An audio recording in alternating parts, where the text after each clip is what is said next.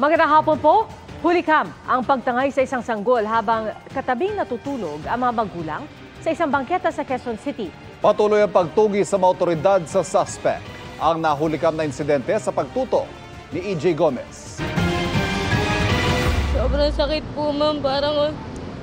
Para po kaming binagsakan ng tatlong langit at lupa. Iniisip ko po ngayon kung ano na pong ginagawa sa kanya ng tao. Kung sinasaktan po ba yung anak ko, nililinisan po ba siya?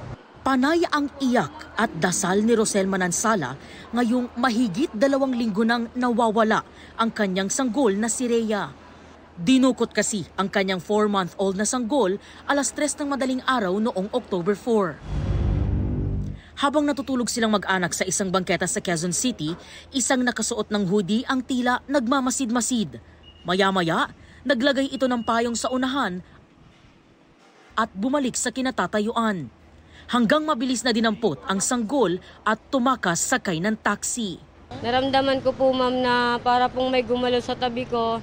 Sabay po nung kumapa po ako sa may gilid ko, ma'am, wala na po akong Nagpa-blatter po sa amin. Nakausap ko rin po yung nagtitinda doon. Sabi, hindi talaga nila nakita. Nakita pa raw sa CCTV ng barangay ang sinakyang taxi ng tumangay. Papunta po siyang norte.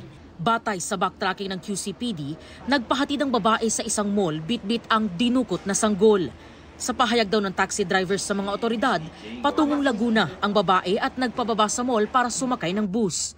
Pakiusap ni Rosel sa kumuha sa kanyang baby. Kung sino ka man po na kumuha sa anak ko, nakikiusap at nagmamakawa ako sa'yo.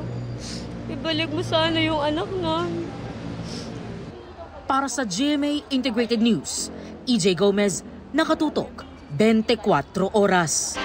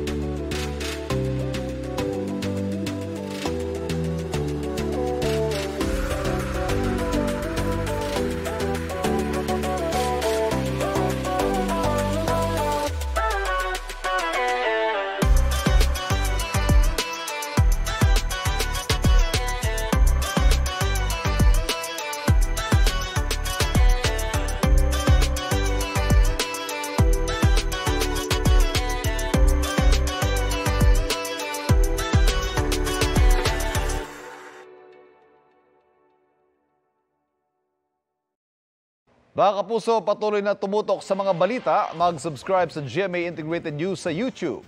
Sa mga kapuso abroad, samahan niyo kami sa GMA Pinoy TV at www.gmanews.tv.